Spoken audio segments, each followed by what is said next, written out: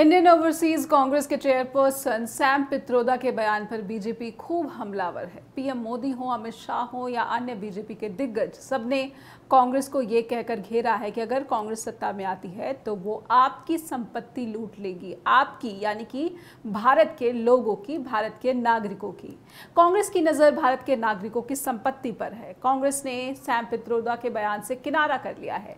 जयराम रमेश ने यह भी कहा है कि बीजेपी ही विरासत कर को लागू करना चाहती थी। उदाहरण के लिए उन्होंने पूर्व वित्त राज्य मंत्री जयंत सिन्हा के बयान को एक्स पर शेयर किया है। लोकसभा चुनाव में सियासी दलों के बीच बहस का ये ताज़ा मुद्दा अमेरिकी कानून से जुड़ा हुआ है, इनहेरिटेंस टैक्स।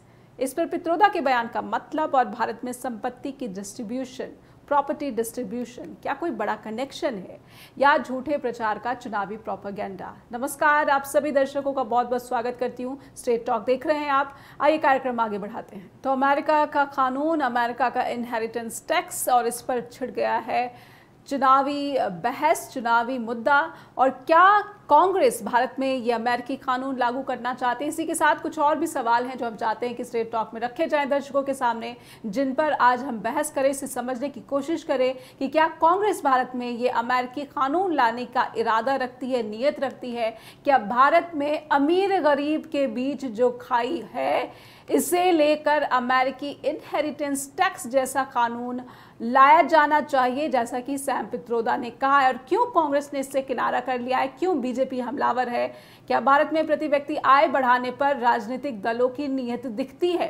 कांग्रेस के मैनिफेस्टो में संपत्ति बंटवारे पर बीजेपी क्या झूठ फैला रही है? जातिगत सर्वे वाले कांग्रेस के वादे पर क्या रणनीति कांग्रेस की, क्या बीजेपी की नजर आती है? इसको समझेंगे हमारे आज के पैनल जो जुड़ चुके हैं पैनलिस्ट। आइए स्वागत कर लेते हैं हमारे साथ बीजेपी की प्रवक्ता ऐश्वर्या शाही जी, कांग्रेस की प्रवक्ता है करणवीर सिंह, और वरिष्ठ पत्रकार हमारे साथ जुड़ चुके हैं प्रकाश हिंदुस्तानी जी। आप सभी का बहुत बहुत अभिनंदन, स्वागत करती हूँ। ऐश्वर्या जी, शुरुआत में आपसे करना चाहूंगी। कांग्रेस ने किनारा कर लिया है, लेकिन जिस बात को लगातार पीएम मोदी अपनी जनसभा में उठाते रहे हैं कि कांग्रेस सत्ता में आएगी तो आपकी प्रॉपर्टी, आपकी संपत्ति, आपके धन पर नजर है, और सैम पित्रोदा ने ये बात कह दी, आपको तो ऐसा लगा सेल्फ गोल कांग्रेस ने खुद ही कर लिया है?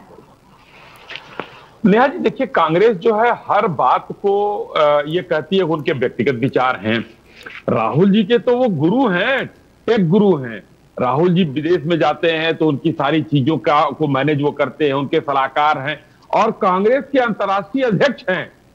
अगर कांग्रेस के लोग ये कह रहे हैं कि हम उनकी बात, उनके व्यक्तिगत विचार हैं, तो इसका मतलब कि कांग्रेस पार्टी में कुछ है नहीं, अध्यक्ष का मतलब कुछ नहीं। जिस तरीके से मल्लिकार्जुन खड़गे साहब कहते हैं कि हमको आला कमान से पूछना पड़ेगा, उसी हिसाब से गांधी परिवार की ये जागीर है, तो गांधी परिवार के लोग जो बोलेंगे वही होगा। लेकिन गांधी परिवार के गुरु हैं वो, इसलिए उनकी बातों से पल्ला झाड़ना कांग्रेस की विफलता को दिखाता है कि उन्होंने जब बोला और कांग्रेस को के ऊपर सेल्फ गोल कर लिया और भारतीय जनता पार्टी ने उस चीज को उछाला भरे बाजार में, तो इन लोगों को लगा कि अब हो गई गलती, तो ये पीछे हटने लगे। क्यों नहीं उन्होंने उनकी बात को माना जाए? अब ये सीक्वेंस जोड़िए किस तरीके से। राहुल गांधी जी तेलंगाना में भाषण देते हैं कि मैं ऐतिहासिक कदम उठाऊंगा, जो आर्थिक सर्वेक्षण कराऊंगा और इक्वल डिस्ट्रीब्यूशन कराऊंगा, क्योंकि मैं क्रांतिकारी कदम उठाऊंगा जी। उसके बाद दूसरा चीज आता है, ये लोग आगे बढ़ते हैं। अभी आज देखिए मंगलसूत्र पर बात आ गई, किस तरीके से प्रियंका गांधी जी ने कहा मंगलसूत्र जो है हमारी माँ का, हमने तो नहीं देखा है आज तक सोनिया जी मंगलसूत्र पहनकर घूमती हो, खैर वो दूसरी बात है। लेकिन ये वहां से इनका कहना ये दर्शाता है कि राहुल गांधी जी जो बोल रहे थे कि हमको मिडिल क्लास की बात सैम पित्रोदा जी ने की थी कुछ दिन पहले की बात भी याद करिएगा। वो बोल रहे थे कि हमको आर्थिक सर्वे कराएंगे और उनको हम इक्वल डिस्ट्रीब्यूशन कराएंगे। उस पर उन्होंने कह दिया इनहेरिटेंस टैक्स, कि अगर विरासत का टैक्स लगाया जाए, क्योंकि इन लोगों को आदत है ये काम करने की। एक कानून 1953 उसका बनाया गया था, वो संपत्ति शुल्क अधिनियम 1953, वो कांग्रेस ने बनाया था। चलिए खत्म भी उन्होंने किया 1985 में, लेकिन बनाया उन्होंने था। तो उनको आदत है। हम लोगों को 73 में अपने बैंक के पैसे 5 साल तक निकालने के लिए रोक लगा दी थी, सरकार किसकी? कांग्रेस की थी। हम लोगों के साथ ऐसा जमींदारी उन्मूलन अधिनियम ये लोग ले आए, क्या गुनाह था उन जमींदारों का? सब उनकी जमीन छीनी गई। तो ये लोग, और बांटना किसको है ये तय है, क्योंकि मैं आपको बताना चाहता हूं कर्नाटका में लगभग उन सभी जातियों को जो मुस्लिम है उनको ओबीसी में ले आ दिया गया है।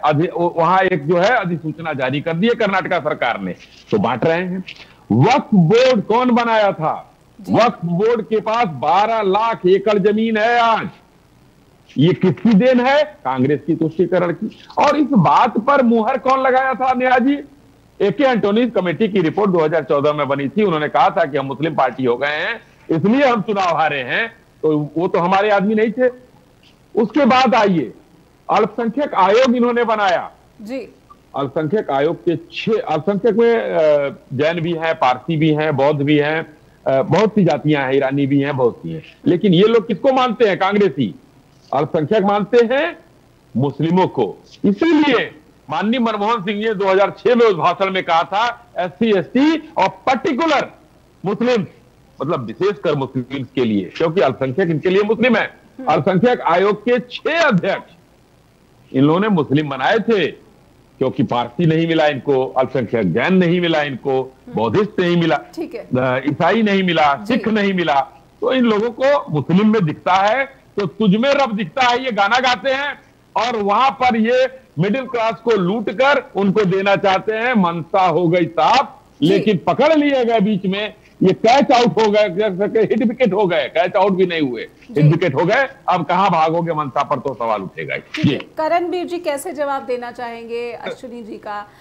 मैनिफेस्टो में बेशक बात नहीं है, लेकिन इंटेंशन वही है। अमित शाह ने भी यही बात रखी है सामने। लगभग बीजेपी के तमाम जो दिग्गज है वो कांग्रेस की इसी नीयत को जनता के सामने रखने का दावा कर रहे हैं। करणबीर, मैं सबसे पहले तो जितना भी हमारे आदरणीय बीजेपी के प्रवक्ता ने बात रखी, इसमें से पहले 30 सेकंड सिर्फ बात रखी गई जो आज की डिबेट है, सैम पित्रोदा जी के जो बयान है, उसके बाद हमने उस मुद्दे पर तो चर्चा करी नहीं। हम पता नहीं कहां चले गए, माइनॉरिटी में चले गए, राहुल गांधी जी के बयानों में चले गए और बेकार की बातों में चले गए। विफल है कांग्रेस। अगर कांग्रेस इतनी ही विफल थी तो आज भारत जहां खड़ा है, तो क्या कांग्रेस की देन से नहीं खड़ा है, पार्टी की देन से नहीं खड़ा है जहां खड़ा है? और ये बात करते हैं कि माइनॉरिटी में हमने मुस्लिम्स को ये किया, मुस्लिम अपीसमेंट करी। अरे भैया, आप भूल गए हो, देश के प्रधानमंत्री एक सिख थे, देश के प्रेसिडेंट एक मुसलमान रहे हैं। तो ये सारी बेकार की बातें हैं। मैं आता हूं मुद्दे की बात अगर करी जाए, स्टेट ड्यूटी 1953 का जो लॉ आदरणीय प्रवक्ता साहब ने बात रखी, उनको हटाने वाले, बिल्कुल सही, आपने, धन्यवाद करता हूं आपका कि आपने बताया, उनको हटाने वाले राजीव गांधी जी थे, बीपी सिंह जी थे जो उस टाइम के फाइनेंस मिनिस्टर थे। उन्होंने कहा गया कि ये एक कानून ऐसा है जो जिसकी फाइनल वैलिडिटी जो है, जिसका आउटपुट है, वो कुछ भी नहीं है। और जहां तक सैम पित्रोदा जी की बात है, वो उनके निजी बयान है, तो बिल्कुल निजी बयान है। कहां लिखा है? ये सारी कंकॉक्टेड बातें हैं, मन घड़त बातें हैं। कहां लिखा है हमारे मैनिफेस्टो में कि इनहेरिटेंस टैक्स लगा जाएगा? अब मैं बात करता हूं जयराम रमेश जी की। जयंत सिन्हा इनके बीजेपी के एमपी हैं, खुद एडवोकेट कर रहे थे जब वो मिनिस्टर ऑफ स्टेट थे फॉर फाइनेंस कि 55% इनहेरिटेंस टैक्स लगाना चाहिए। ये करें तो ठीक है, हम करें तो सब गलत है। 2018 में अरुण जेटली जी ने ये बयान दिया था, एडवोकेट किया था फॉर फाइनेंस, जब वो फाइनेंस मिनिस्टर थे, कि अगर इनहेरिटेंस टैक्स लगाया जाएगा तो हॉस्पिटल्स और यूनिवर्सिटीज में जो लार्ज सम्स ऑफ एंडोमेंट्स आएंगी तो उसका फायदा होगा। 2017 में इन्होंने प्रपोज किया था इनहेरिटेंस टैक्स, 2019 में भी इनहेरिटेंस टैक्स बीजेपी ने लगाना चाहा। ये जी बातें बड़ी इधर उधर की हैं, चाहे जीएसटी के टाइम हो, चाहे आधार के टाइम हो, लेकिन कांग्रेस नहीं लाएगी, इस तरह का कोई भी टैक्स नहीं लाएगी। अरे मैडम, ये सवाल ही क्या है? मेरे को तो सवाल ही नहीं समझ आ रहा। ये कहाँ लिखा है? किसी हमारे मैनिफेस्टो में हो या कहीं कहा गया हो? नहीं, पर आपके नेता अगर इस तरह से कहते हैं और एक न्यूज एजेंसी को ऐसे कहते हैं, तो कहीं ना कहीं पार्टी की लाइन को इससे जोड़ा जाता है। करणबीर जी, देखिए मैम, ये ना एक मिसकोट किया जा रहा है। एक सैम पित्रोदा जी हैं, एक उन्होंने अपनी इंडिविजुअल कैपेसिटी में, मैं स्ट्रेस डालना चाहूंगा, इंडिविजुअल कैपेसिटी में एक इनहेरिटेंस लॉ जो कि यूएस में प्रिवेल करता है और भी डेवलप्ड कंट्रीज में है, काफी डेवलप्ड कंट्रीज में ये लॉ प्रिवेल करता है, उसके एक कॉन्टेक्स्ट में उन्होंने स्टेटमेंट दी। अगर तो आप कहते हैं कि ये एक पार्टी की वो दर्शाता है, तो बीजेपी के मेरे आदरणीय प्रवक्ता साहब हैं, वो कहे, माने कि जब अरुण जेटली जी ने इसको एडवोकेट किया, जब जयंत सिन्हा जी ने इसको एडवोकेट किया, तो वो इनकी पार्टी की भी वो दर्शाता है कि नियत क्या है, इनकी पार्टी भी चाहती है एडवोकेट करना। अगर मैं अश्विनी जी के पास जाऊंगी, सर मैं आपसे समझना चाहूंगी कि ये जो बहस चल रही है बीजेपी और कांग्रेस के बीच में सैम पित्रोदा के बयान को आप किस तरह से, पहले मैं सैम पित्रोदा के बयान के बारे में आपसे समझने की कोशिश करूंगी कि क्या उन्होंने जो बोला था उसे यही समझा जाए कि ये उनकी पर्सनल ओपिनियन, पर्सनल कैपेसिटी में दिया हुआ स्टेटमेंट है, लेकिन जिस तरह से कनेक्शन जोड़ा है बीजेपी के दिग्गजों ने, स्वयं प्रधानमंत्री नरेंद्र मोदी ने, उस कनेक्शन पर आपका क्या आकलन? सैम पित्रोदा ओवरसीज कांग्रेस के प्रमुख हैं जी। राहुल गांधी के पिता और पूर्व प्रधानमंत्री राजीव गांधी के मित्र। ये दो बातें हैं। उन्होंने जो इंटरव्यू दिया अपनी निजी कैपेसिटी में दिया, उन्होंने कहीं ये कहा नहीं कि कांग्रेस की नीति है, और उन्होंने ये बात पूरी तरह से अमेरिका के संदर्भ में कही थी। अमेरिका में टैक्स है उसके संदर्भ में उन्होंने कही। उन्होंने कहीं कोई ऐसी बात नहीं की कि हमने कहा है कांग्रेस से कि भारत में ये टैक्स लगाइए, कहाँ कहा उन्होंने एक निजी कैपेसिटी में उन्होंने इंटरव्यू दिया, उसमें उन्होंने बहुत सी बातें कही। उनकी बहुत सी बातों के बहुत सारे अर्थ निकाले जा सकते। 1984 के दंगों के बारे में उन्होंने कहा था कि हाँ दंगा हुआ था तो हुआ था, कुछ इस तरह की बात कही थी, उसके भी बहुत सारे अर्थ निकाले जा रहे हैं। तो किसी भी बात का बेबात को बात बनाना, उसे लेकर मुद्दा बनाना, ये बीजेपी के नेताओं की पूरी आदत। सैम पित्रोदा ने एक बात और कही थी कि पुलवामा जैसे हमले होते रहे भारत में। उन्होंने ये नहीं कहा कि कोई बहुत बड़ी बात है, उन्होंने ये भी कहा था कि मंदिरों से कोई देश की जनता को रोजगार नहीं मिलता। ये बातें भी कही। लेकिन बीजेपी की खूबी है कि बीजेपी के नेता उन मुद्दों को मुद्दा बना लेते हैं जो मुद्दा होते ही नहीं। खुद प्रधानमंत्री और बीजेपी के प्रमुख प्रचार प्रमुख कहना चाहिए नरेंद्र मोदी ने आज हरदा में इस बात का जिक्र किया। उन्होंने कहा कि कांग्रेस विरासत टैक्स लगाने जा रही है। आप बताइए कि कांग्रेस पार्टी के एक ओवरसीज नेता ने कोई बात कही। अब मान लीजिए मोहन भागवत आए दिन उनके कुछ न कुछ बयान चर्चित होते रहते हैं, तो कोई कहे कि मोहन भागवत ने ऐसा कहा है मतलब ऐसा होगा ही, ऐसा तो है नहीं। तो बीजेपी की खूबी है, बीजेपी के तमाम नेताओं की खूबी कि वे बेबात को मुद्दा बनाने में उनका कोई स्थान नहीं। ये कहा कि विरासत टैक्स लगेगा, कहाँ ये कहा कि हम ये प्रस्ताव रखेंगे, कहाँ कहा कि हमारी सरकार बन गई है, ये बात आई कहाँ से? एक सैम पित्रोदा नामक नेता ने, कांग्रेस ओवरसीज कांग्रेस के नेता ने कोई निजी इंटरव्यू में बात कही, उस मुद्दे को प्रधानमंत्री ने अमित शाह। सर मैं समझना चाहूंगी कि कांग्रेस के मैनिफेस्टो में जिस आर्थिक सर्वे की बात है, जो आर्थिक सर्वे जिसमें अपनी संपत्ति का ब्यौरा भी जो है देश के नागरिक को देना होगा, इस आर्थिक सर्वे पर क्या भ्रम फैलाया जा रहा है? अगर ऐसा है तो आप स्पष्ट करें। मैं चाहूंगी करणबीर आप करें। देखिए मैम, जो कांग्रेस का मैनिफेस्टो है उसमें एक नहीं बहुत सी चीजें हैं, नारी न्याय, युवा न्याय, किसान न्याय, श्रमिक न्याय और हिस्सेदारी। मैं वही बता रहा हूँ मैम, हमारे देश में कुछ सालों से काफी चीजें पेंडिंग है। तो एक कॉम्प्रिहेंसिव पॉलिसी बनाने के लिए जिसमें वेल्थ डिस्ट्रीब्यूशन का एक मॉडल तैयार किया जाए, सर्टेन जो इंफॉर्मेशन है वो मैंडेटरी है, रिक्वायर्ड है, और एक एब्सोल्यूट प्रोफेशनल पॉलिसी फॉर्मेशन के लिए बहुत जरूरी है। इसमें सिर्फ इतना है कि अगर ऐसा डेटा हमारे पास हो तो हम उससे एक इफेक्टिव पॉलिसी बना सके। एक कास्ट सेंसस जो कि बहुत सालों से ड्यू है, वो भी बहुत इंपॉर्टेंट है। अब जैसा कि हमारे पत्रकार साहब ने कहा कि अगर आपने बाल की खाल बनानी है तो उसमें आप कुछ भी उठा लीजिए, कोई स्टेटमेंट उठा लीजिए। आए दिन अगर चुनाव चल रहे हैं, आए दिन अगर कुछ ऐसे स्टेटमेंट्स दिए जाते हैं कुछ नेताओं से अपनी निजी कैपेसिटी में, दोनों पार्टी हो, बीजेपी हो कांग्रेस हो, मगर बीजेपी की एक खासियत है कि वो कोई भी चीज को पकड़कर उसको खींच देंगी, एक बात का मुद्दा बना देंगी। अरे हम बेरोजगारी की बात क्यों नहीं कर रहे? 45 साल का हाईएस्ट अनएम्प्लॉयमेंट रेट है। अरे हम देश में जो इन्फ्लेशन है, जो इकोनॉमिक स्टेटस है देश का, वो खराब है, हम उसकी बात क्यों नहीं करते? मुझे ये नहीं समझ आता आज हमारा पॉलिटिकल डिस्कोर्स जो होना चाहिए मुद्दों पे, डेवलपमेंट पे, इश्यूज पे, देश की डेमोक्रेटिक जो हत्या की जा रही है, इंस्टीट्यूशंस को डाइल्यूट किया जा रहा है, मगर आज हम वो बात नहीं करते। जब भी चुनाव आते हैं भारतीय जनता पार्टी 3-4 चीजों को, हिंदू मुसलमान, जात पात, सारी डिवाइसिव पॉलिटिक्स खेलकर हर टाइम इंडियन वोटर को बहलाने, फुसलाने और बेवकूफ बनाने का काम करती है। ठीक है, अश्विनी जी के पास जाऊंगी मैं। अश्विनी जी, क्या लगता है कि जो डेटा सामने निकल कर आए हैं, अभी पिछले दिनों भी इस पर काफ़ी बहस भी हुई थी कि भारत में लगातार अमीर और गरीबों के बीच जो है खाई बढ़ती गई, असमानता है, आर्थिक असमानता है। कांग्रेस के मैनिफेस्टो में इस बात पर वादा किया गया है। तो जब सैम पित्रोदा इस तरह का स्टेटमेंट देते हैं तो बीजेपी ने इसको गलत तरीके से शायद पेश करने की कोशिश की है। इस आरोप पर क्या कहेंगे आप?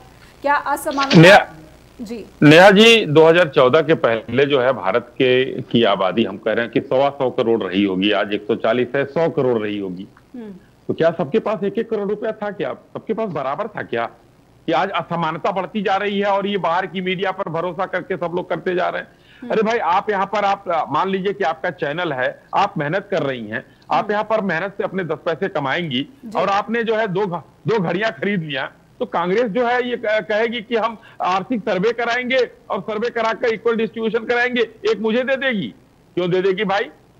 क्यों दे देगी? जी प्रकाश जी, आप आर्थिक सर्वे करण, मैं आऊंगी, पहले अश्विनी जी को बात पूरी बात सुनिएगा करण जी, मैंने तो ध्यान से सुना है, 3 ही लोग हैं, आराम से सुनते हैं एक दूसरे की। आपत्ति आपका करना कर्तव्य है। मुझको देखिए, आप जो लिखेंगे उसको इंटरप्रेट करना हमारा काम है। हम कैसे उसका विश्लेषण करते हैं, राजनीतिक दल हैं हम, और करेंगे। आप जनता को समझाइए, क्योंकि जनता को जो बातें अंग्रेजी में मनमोहन सिंह जी ने कहा था, पर्टिकुलर मुस्लिम, जो बातें न्याय यात्रा में राहुल गांधी जी अंग्रेजी में कहते थे, उसको तो वाओ आसम कहते थे।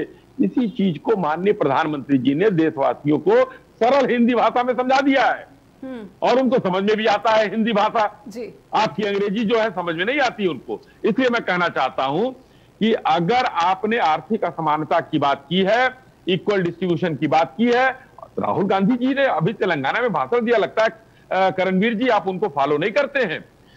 तेलंगाना में भाषण दिया कि मैं ऐतिहासिक कदम ले रहा हूं आर्थिक जनगणना और जातीय जनगणना कराकर, उसके बाद इक्वल डिस्ट्रीब्यूशन का क्रांतिकारी काम करूंगा। ये राहुल गांधी जी आपके नेता, उन्होंने कहा है।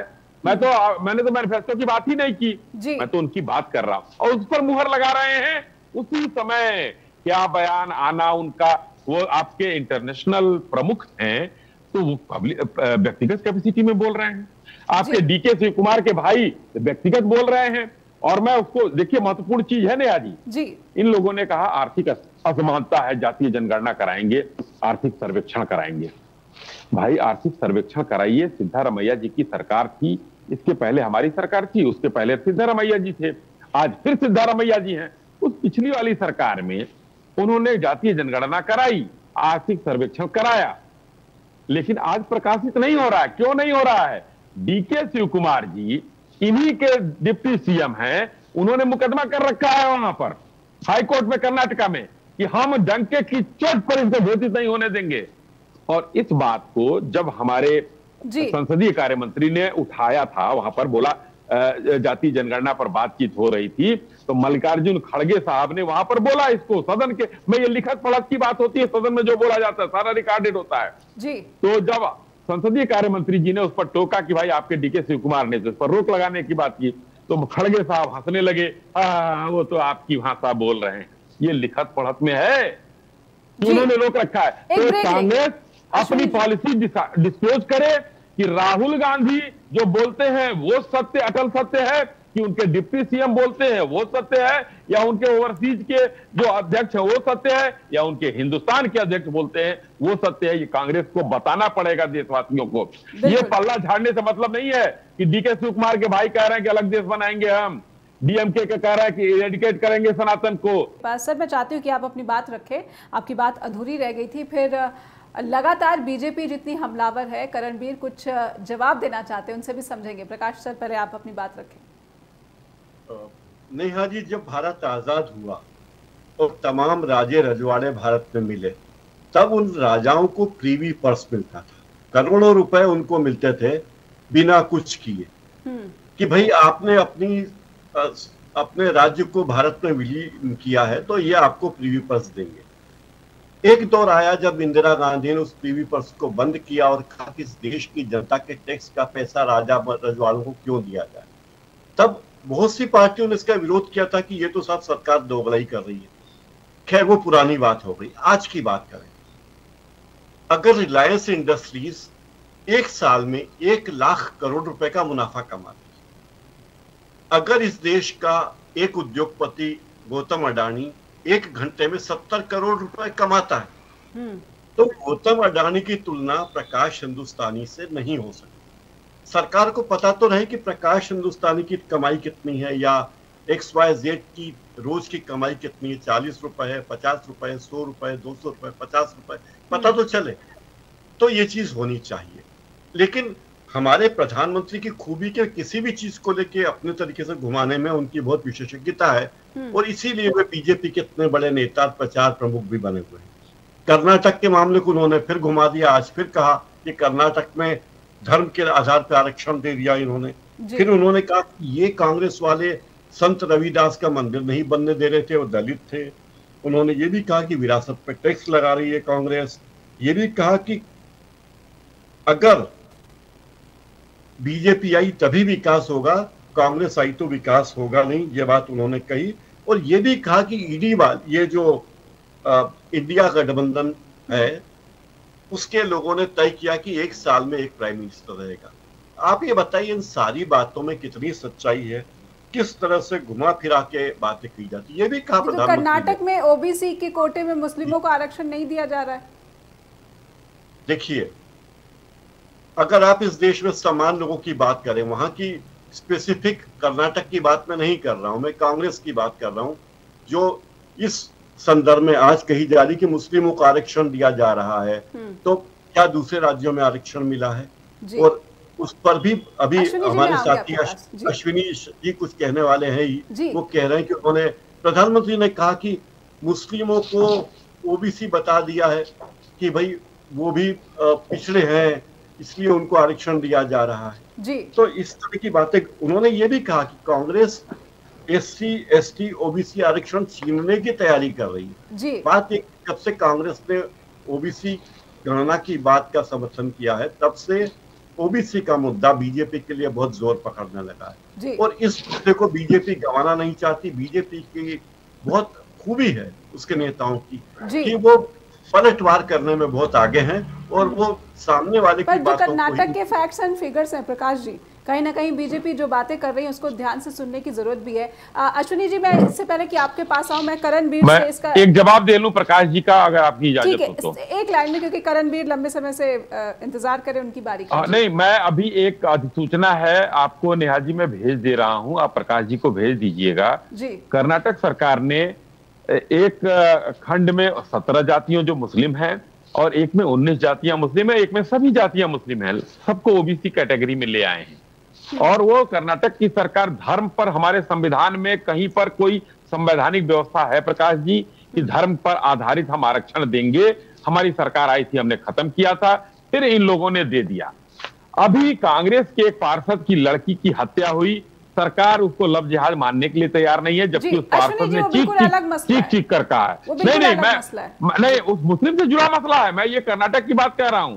हनुमान चालीसा पर मारा गया, राम का धुन बजाने पर कार में लड़कों ने मारा, तो ये कर्नाटक में जो हो रहा है और DK शिवकुमार वाला मसला है जो भी है। और एक लाइन और कह के अपनी बात समाप्त करता हूं। करणबीर जी, आपने गिनाया कि आपने क्यों नहीं किया, हमको जो करना है ना, हम डंके की चोट पर करते हैं। 370, 35 से CAA UCC हमने किया जी। और जो आपने अरुण जेटली जी वाली बात बताई ना, वो बताइए ना कि अर्थशास्त्रियों की एक बैठक हुई थी, उसमें अरुण जेटली साहब ने मना किया था कि नहीं, ये वाइबल नहीं है, ये हिंदुस्तान के लिए सही नहीं है, ये विरासत टैक्स।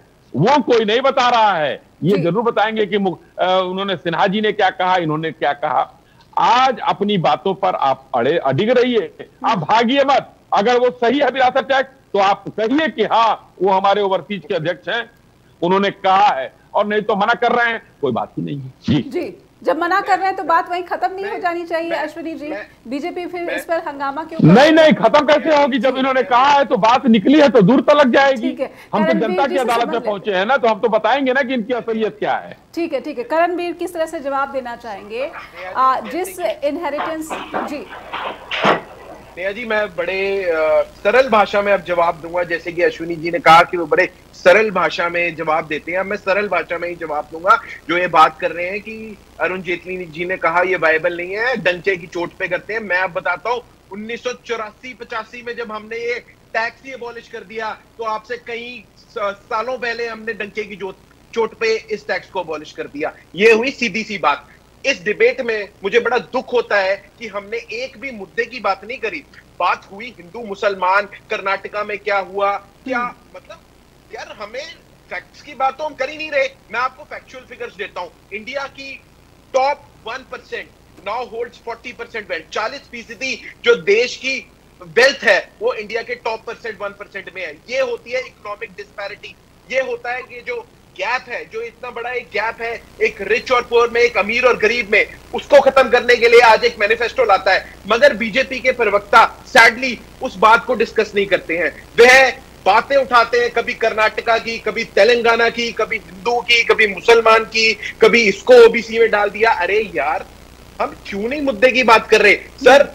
मैं ये समझता हूं कि आपको और मेरा एक एज डिफरेंस है, मैं समझता हूं, मगर आप ये समझे कि जो मेरे ओपिनियंस हैं वो एक यूथ के ओपिनियन है, और यूथ के ओपिनियन मैं आपको बताऊं देश की प्रगति और देश की डेवलपमेंट के लिए बहुत इंस्ट्रूमेंटल होते हैं। और आज एज अ यूथ मैं क्यों परेशान हूं? 45% हाईएस्ट अनएम्प्लॉयमेंट रेट, सबसे ज्यादा बेरोजगारी है इस देश में। उस पर किसी ने बात नहीं करी, कोई मुद्दा नहीं उठाया। इकोनॉमिक जो देश की आर्थिक स्थिति है वो आज कितनी खराब है, इन्फ्लेशन है, उस पर किसी ने बात नहीं उठाई। हमारे इंटरनेशनल रिलेशंस हैं, जो आके लोग कहते हैं कि वॉर रुकवा दी, ये रुकवा दिया, वो रुकवा दिया, प्रोपोगेंडा की सारी वो चल रही है। जी, आप भी मुद्दे से भटक नहीं, मैं मुद्दे से नहीं भटक रहा। मैंने आपको एक फैक्चुअल एक वो दिया है। और जहां तक सैम पित्रोदा की बात है, मैं तो ये कहता हूं एक डॉक्यूमेंट हमारा जो पब्लिश्ड है पब्लिक डोमेन में वो पेश कर दीजिए कि हमने कहा है इनहेरिटेंस टैक्स देंगे। एक सिंगल डॉक्यूमेंट में उठ के चला जाऊंगा डिबेट से। बात ऐसी है कि ये सिर्फ भटकाने की बातें हैं। रोज आए दिन बीजेपी के कुछ नेता क्या क्या बोलते रहते हैं। हमारे पत्रकार साहब ने बोला कि जैसे मोहन भागवत साहब भी आते हैं और भी कई नेता आते हैं, वो भी 100 तरह के बयान देते हैं। मगर मैं इसी बात को आज स्ट्रेस करना चाहता हूं कि बाल उछालना, मुद्दों को से भटकाना। नेहा जी, एक लाइन का जवाब मैं करणवीर भाई को देना चाहता हूं। जो अभी इन्होंने कहा ना कि मैं डिबेट से उठ के चला जाऊंगा, करणवीर भाई जरा सा एक कोई लिखित हमको दिखा दीजिए जिसमें प्रधानमंत्री जी ने कहा था 2 करोड़ हमको नौकरी देंगे हमारे उसमें और 15 लाख रुपए देंगे। आप लोग दिन भर चिल्लाते हैं ना, चलो लिखित दिखा दीजिए हमको। आप दिन भर चिल्लाते हैं इस बात को, एक लिखित प्रमाण दे दीजिए हमको, हम मान जाएंगे। आप बोलिए। प्रधानमंत्री के बयान है, प्रधानमंत्री के नहीं थे उस समय, प्रधानमंत्री नहीं थे मेरे भाई जी। उसका वो बयान आप कोट करते हैं। अब आप लिखित दिखाइए ना कि हमारे संकल्प पत्र में है या नहीं, जैसा आपने दावा किया। का चेहरा तो थे नरेंद्र। अरे चेहरा देखिए, अब वही बात, चेहरा लिखित में कहीं है, इन्होंने कहा ना लिखित में दिखाइए। तो मैं कह रहा हूं लिखित में कहाँ है भाई। लोकसभा चुनाव के तहत जिस तरह से सियासी गरम बयानबाजियां हो रही हैं, सैम पित्रोदा के बयान पर काफ़ी हंगामा हो रहा है। हमारे साथ प्रकाश हिंदुस्तानी जुड़े हैं। प्रकाश हिंदुस्तानी जी, जिस तरीके से आर्थिक असमानता ये अहम मुद्दा होना चाहिए चुनावी जनसभाओं का या फिर राजनीतिक दलों के नेताओं की तरफ से, वो नहीं है। मैं ये भी समझना चाहूँगी कि कई बार इस तरह के आयोजनों में हमने चर्चा की है कि सुपर रिच टैक्स क्यों ना लगाया जाए, क्योंकि अगर अमीर बहुत अमीर हो रहा है और गरीब इतना गरीब हो रहा है कि मानेंगे, बीजेपी के प्रवक्ता अश्विनी जी मानेंगे कि 80 करोड़ आबादी को आप मुफ्त राशन देना पड़ रहा है, इसके पीछे क्या आपकी रणनीति या नीति दिखती है? अश्विनी जी से जवाब लूंगी, लेकिन पहले प्रकाश हिंदुस्तानी में आपसे समझना चाहूंगी कि क्या इसी पॉलिसी डिस्कशन को इसमें नहीं शामिल करना चाहिए जब हम बात सुपर रिच टैक्स की करते हैं? देखिए नेहा जी, 1990 के पहले तक जो टैक्स रिजिम थी भारत की वो बहुत ही खतरनाक थी। खतरनाक ये थी कि उस पर टैक्स, इनकम टैक्स की बात कर रहा हूं, इतना इनकम टैक्स था कि अगर आप 100 रुपए कमाते हैं तो आपको 93 रुपए तक टैक्स के रूप में अलग अलग तरीके से टैक्स, सरचार्ज, सरप्लस वगैरह के नाम पे देना पड़ता है। धीरे धीरे उस टैक्स रिजिम से मुक्ति पाने की कोशिश की गई, उस सुधार होते गए। हम नई इकोनॉमी थे, नया देश थे, सुधार होते गए और हमने बेहतर टैक्स रिजिम बनाए, इसमें कोई तोमत नहीं। सैम पित्रोदा ने जो बात कही वो अमेरिकी संदर्भ में थी। अमेरिका के संदर्भ में उन्होंने बातें की थी कि अमेरिका में ये है उन्होंने ये नहीं कहा कि भारत में भी होना चाहिए, भारत अच्छा है, ये बात उन्होंने जी। दूसरी बात कि हमारे देश में जो टैक्स रिजिम है उस पर लगातार सुधार होते जा रहे हैं, टैक्स की वसूली अच्छी हो रही है, टैक्स की चोरी रुकती जा रही है। इस सरकार ने भी बहुत अच्छे काम किए हैं कि टैक्स की काफी हद तक प्रारंभ हुई है, सरकार के पास पैसा है। लेकिन ये बात, इसमें ये हिसाब क्यों नहीं होना चाहिए कि कौन व्यक्ति कितना कमा रहा है, मैं कितना कमा रहा हूं, जो व्यक्ति बहुत कम कमा रहा है, संसाधनों के बारे में सरकार को स्पष्ट पता होना चाहिए। काफी हद तक सरकार को पता है, लेकिन कांग्रेस ने कहा कि हम इस बारे में विस्तृत सर्वे करेंगे, जांच करेंगे। जी। कोई गलत बात नहीं कही, और अगर सरकार को पता होना चाहिए कि किसके पास कितना पैसा है और कितना कमा रहा है। पर विरासत टैक्स किसी कोई बात तो भारत में लागू होगी ये नहीं। आपको एक बात बता दूं, अभी ये सरकार कह रही कि अगर कांग्रेस सरकार में आई तो बहनों के मंगलसूत्र बिक जाएंगे, गिरवी रखी जाएंगे। अरे भाई, इंदिरा गांधी ने तो अपने सारे गहने देश को समर्पित कर दिए थे, युद्ध था। जवाहरलाल नेहरू ने आनंद भवन समर्पित कर दिया था। तो संपत्ति बनाने वालों का देश नहीं है ये, संपत्ति से विलग रहने वालों को इस देश में सम्मान है। हमारे प्रधानमंत्री नरेंद्र मोदी ने खुद भी कोई बहुत बड़ी संपत्ति नहीं बनाई है, उनके नाम पर तो नहीं, उनके परिवार के नाम पर होगी या और लोगों के नाम पर, देखिए ऐसी कोई बात नहीं है। तो हम एक बेहतर रिज्यूम की ओर जा रहे हैं, लेकिन मूल बात जो है वो कि चुनाव के मूल मुद्दों, देखिए प्रधानमंत्री जी पहले बात करते थे, पहले दौर के मतदान के पहले, कि हमने राम मंदिर बनाया, हमने ये विकास किया, हमारी उपलब्धियां थी, लेकिन उसको रिस्पांस नहीं मिला जी। उन्होंने दूसरे मुद्दों को बनाया कि हम अर्थव्यवस्था में कहां पहुंचे वगैरह, उसे भी उतना रिस्पांस नहीं मिला, तालियां नहीं बजती थी। तो मोदी जी ने कहा कि कोई ऐसी बात कही जाए कि कांग्रेस पर हमला हो। और राहुल गांधी कौन है आज की तारीख में? एक सांसद है। प्रियंका गांधी क्या है? सांसद भी नहीं है। तो उनके बारे में बात करने की जरूरत प्रधानमंत्री को नहीं है। लेकिन अब प्रधानमंत्री जानते कि गांधी परिवार को किस तरह गिरा जाए ताकि लोग तालियां बजाएं और वाहवाही करें। जी करणवीर जी, राहुल गांधी सबसे बड़ी बात है कि बेशक मल्लिकार्जुन खड़गे अध्यक्ष हैं, राष्ट्रीय अध्यक्ष हैं, लेकिन पूरी जो नीति है, जो कांग्रेस का मैनिफेस्टो है, इसमें भी कांग्रेस के बार बार सभी नेताओं ने ये कहा है कि राहुल गांधी ने भारत जोड़ो यात्रा के दौरान जो भी चीज़ें उनको पता चली उसको इस मैनिफेस्टो में, न्याय पत्र में जो है उतारा गया है, ये कोशिश की गई है करणवीर जी। लेकिन सुपर रिच टैक्स और इनहेरिटेंस टैक्स, क्या इस तरह का कोई कॉन्सेप्ट नहीं है कांग्रेस का? देखिए मैम, आपने बात सही करी कि राहुल गांधी जी ने कल्ला एक मैनिफेस्टो नहीं तैयार किया, इसमें बहुत सारे लोग थे जो इन्वॉल्व थे।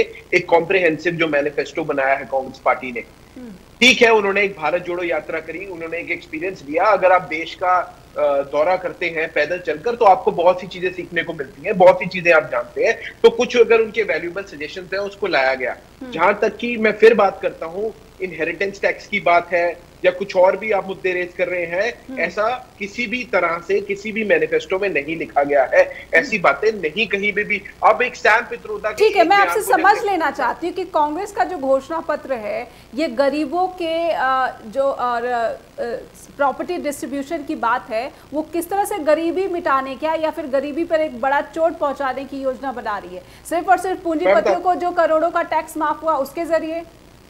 नहीं, मैं आपको समझा देता हूं। मैंने स्पेसिफिकली इसमें डिटेल्ड में रिसर्च करी थी कि सबसे पहले तो एक तो राइट टू अप्रेंटिसशिप एक स्कीम निकाली है कांग्रेस पार्टी ने, जिसमें युवाओं के लिए 1 साल तक जो डिप्लोमा होल्डर्स हैं और ग्रेजुएट्स हैं उनको एक अप्रेंटिसशिप दी जाएगी। दूसरी, एमएसपी का जो लीगल इशू है उसको हम लीगल बैकिंग देंगे। एमएसपी को, जो किसान है, जो बैकबोन है, उनके लिए एमएसपी को एक लीगल बैकिंग दी जाएगी, लेजिस्लेटिव बैकिंग दी जाएगी।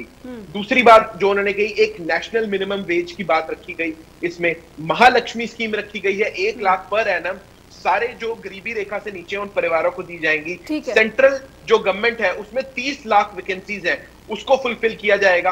10% कोटा ईडब्ल्यूएस के लिए बना जाएगा। अब जो मैंने सारी बातें करी, मेरी एक भी बात में कोई भी इधर उधर की फजूल की बातें नहीं थी। मैंने सिर्फ कांग्रेस के मैनिफेस्टो को ले डाउन किया और ये एसेंशियल्स 8-9 चीजें हैं जो मैंने बताई, जो एक हमारे में एक इकोनॉमिक गैप है उसको कवर करने के लिए बहुत एसेंशियल है।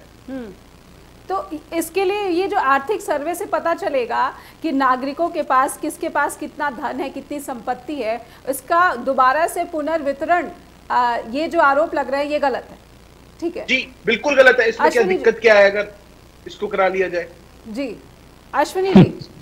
जी जी जी देखिए 80 करोड़ की जो आबादी है, आप मुफ्त राशन योजना लगातार इसको एक्सटेंशन मिल रहा है, कहीं ना कहीं जो 80 करोड़ की आबादी है उसकी स्थिति इस तरह की नहीं है कि वो अपना भोजन खरीद सके, ये मानेंगे या फिर सिर्फ और सिर्फ आर्थिक मदद के लिए? हाँ नहीं नहीं, एकदम आपकी बात बहुत ही टेक्निकली सही है। और ये बताइए, अगर सब लोग सही थे तो 2013 में राइट टू फूड कौन लेकर आया था? जी अगर सब कुछ सही था तो कौन लेकर आया था? हम तो इम्प्लीमेंट कर रहे हैं उसको कोरोना के बाद।